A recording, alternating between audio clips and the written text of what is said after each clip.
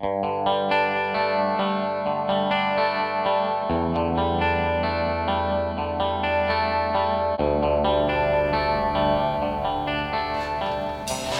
YouTube, welcome back. And this quick simple tip of the day video is how do you repair an existing drain plug hole? There's a lot of oversized drain plugs. Here's the original one.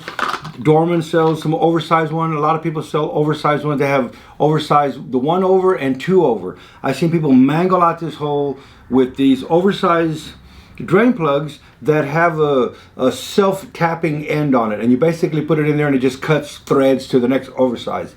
I get it if you're doing it if you're working Jiffy Lube and you're doing it in the car, and I shouldn't be talking about Jiffy Lube, but you know what I mean. If you're a mechanic and you're there and you're doing an oil change and you need to get this done without pulling the pan off, I get it.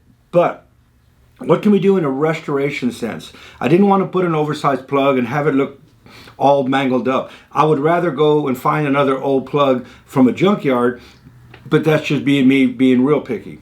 So what I did is I'm going to take you out back and I'm going to show you how I use silicone bronze. I weld with silicone bronze because it takes a lot less heat and it's a lot less invasive, and we don't have to heat all this area up. And I went in there and I just heated it enough to get the bronze to flow, and actually just got in there and welded the threads without hurting anything. I know it seems difficult and you're probably thinking, what am I talking about? Because it's so thin and delicate. I was able to do it. I'm able to do it all the time. There it is. And I'm basically had already done it, and I thought, you know what?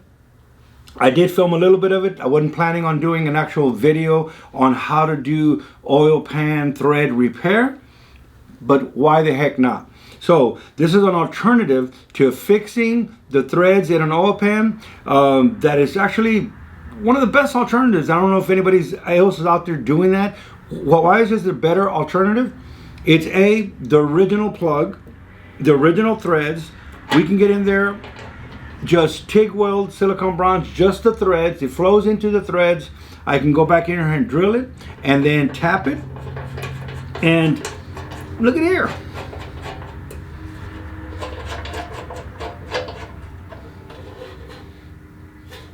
That's it. All original threads. We're not in there with an oversized plug. If it's a restoration and you're trying to really do something and you want it period correct, like I said, I would actually go to swap meets or eBay and look for an original one. This one here, the threads are already kind of boogered up, and I don't want to actually mess up these brand new threads in here. So go out back and I'm going to just go through the process. I'm TIG welding it. I'll even show you there how it looks like after it's TIG welded.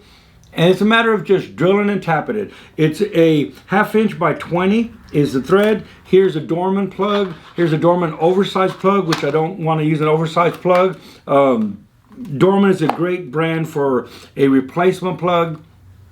That's all being said, let's get out there and get this thing done. Beep. All right, so what do? We took silicone bronze. The reason I use silicone bronze is because it takes a lot less heat to get it to flow. You could also possibly braise it. And all I'm doing is putting a light coat of silicone bronze in the threads so that I have something to re-tap. I'm not going to weld the hole shut. I didn't put much heat in here at all. I don't know if you can see, and I'll try to bring it in. Oh, look at there. And there's what I'm doing. There you are, I don't know if you can, or if I sit still. And there it is inside. And there it is inside. So what I'm doing is I'm lightly going in side of here. But I moved, it gets out of focus. There we go.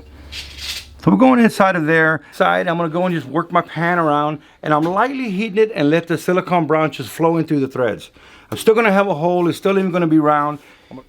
All right, I got it all welded up. All we did is heat it up enough to let the silicone bronze just flow into the threads. You can see the hole's still open, and I've really just allowed it, just like soldering. We've just allowed it to just flow into the threads. Didn't put a lot of heat in it at all. Now what I'm gonna do is I'm gonna go ahead and just lightly take a die grinder and just make it round a little bit and run a tap through it, and we're done. I'll put a picture there, possibly of it being done. Simple video, real quick video. Let's get to it.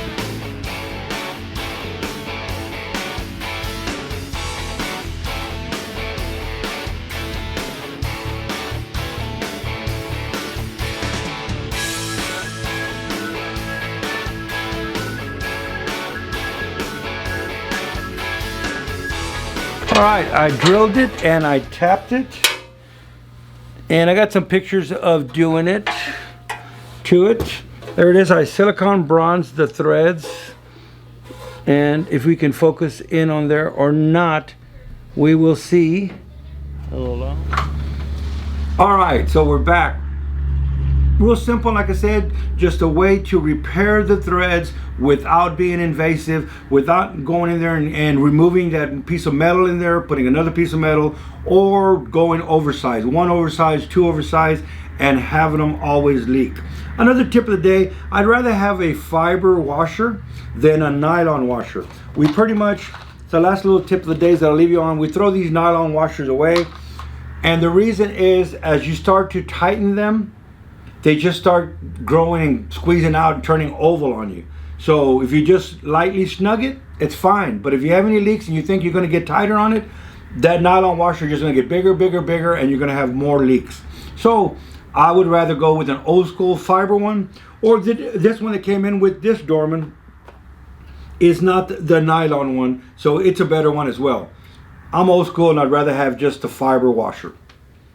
All right, if this was educational, or as I like to always say, entertaining, leave me a comment, hit the subscribe button, hit the notification wherever it may be, so that you're notified when I'm going to come on. Sometimes we do some premieres on videos. All that being said, have a good day, and we'll see you on the next one.